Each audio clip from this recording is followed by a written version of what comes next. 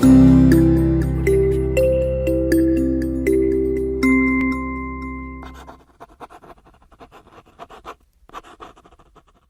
students, good day all.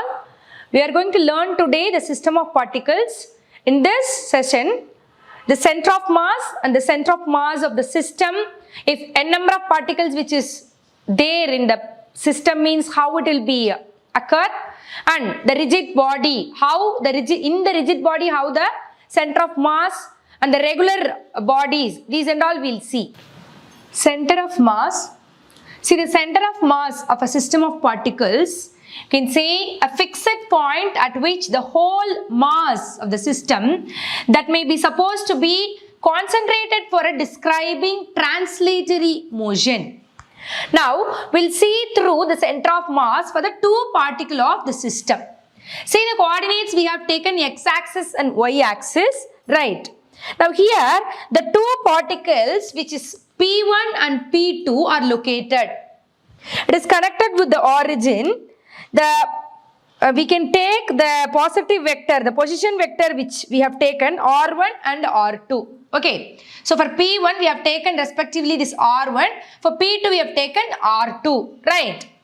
Now, the position vector for R vector of Cm of the center of mass C is here given by RCM vector which is equal to M1 R1 mass into the position vector you have to take it. So M1 R1 plus M2 R2 vector whole divided by M1 plus M2. Right.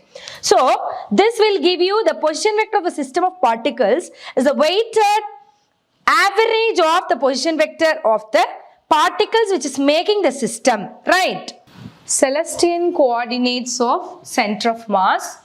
See, suppose we have taken x1, y1 and x2, y2 are the coordinates. So the location of the two particles means then for the x of center of mass, and this is the particle for the y of center of mass. This is the x of center of mass which is equal to m1 x1 plus m2 x2 whole divided by m1 plus m2, as well as for y coordinates we have taken the center of mass, that x1 y1 m1 y1 plus m2 y2 whole divided by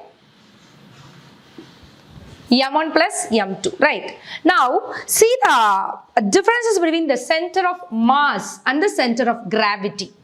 So, actually, we can say that the center of mass of a body is the point where whole mass of the body may be assumed that to be, it helps to describing the translatory motion. Versus the gravitation, I mean that the center of gravity is a point at which the resultant of the gravitational force and all the particle of the body will act on it, right? That means we can say a point where whole weight may be assumed act like this. That we can call it as that a center of gravity. Right. For normal dimensions, we can say there is a center of mass and the center of gravity will act. Both will get coordinate. If suppose it has some different concepts of the center of two centers, maybe we are relating, it means even the gravitational force, maybe it is getting devoid. The center of mass, it has some meaning on it. Understand? So these are the points you have to know about the center of mass and center of gravity. Right? Yes, children. So now we are going to see the expression for the position vector of center of mass of the n particle which is there in a system. I have taken n particle which is occurring on a system of masses m1, m2 till mn we have taken here, and the position vector from the origin we have taken r1, r2 till rn. Right. So now the position vector RCM of the center of mass C that we can obtain by adding the products of the mass, and it is divided by the total masses of the system. So then we will get the resultant, right? So RCM vector which is equal to M1 R1 vector plus M2 R2 vector till Mn Rn vector whole divided by M1 plus M2 till Mn. So the summating, we can summate it for getting the total value.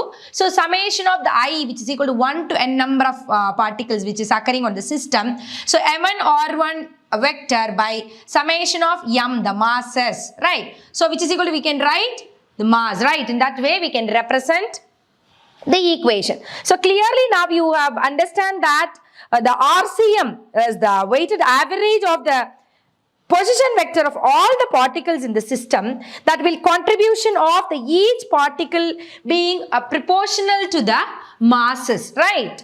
So the next one is the equations of motion for the center of masses, right? If suppose you have taken that the force, the external forces which is acting on the particle, that F1, F2 till Fn which is there, means the masses which we have taken, that M1, M2 till Mn, right? Now the acceleration of the system of particles which is there in the center of mass, the motion of the center of mass which is governed by this equation, that is ma, which is equal to f which is equal to ma, we know that. So the total forces which is acting on the system, we can take it, or else we can write this equation as MACM, ma vector at the center of mass, which is equal to the force, the external force which is acting on the system in total, right? So the examples of the motion of center of mass. Now you are seeing on the screen the motion of the center of mass of the firecrackers. Actually it is exploding in air. So initially the firecrackers which are moving along the parabolic path, right, it explodes in flight. So each fragment will follow its own parabolic path. The explosion is caused because of the internal forces only. So they don't have any influences of the motion of the center of mass.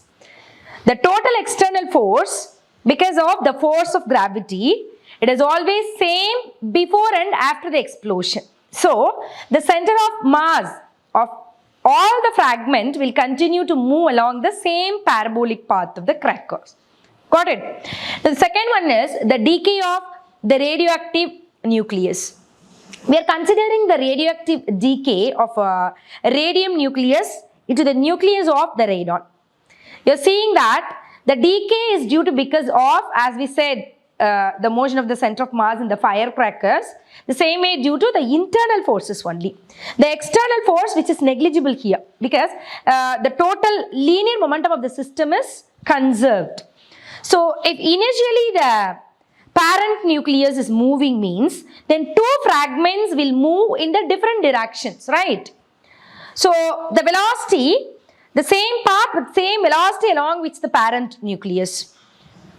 If the parent nucleus is initially at rest, then the two fragments fly in opposite direction with a speed which is inversely proportional to their mass.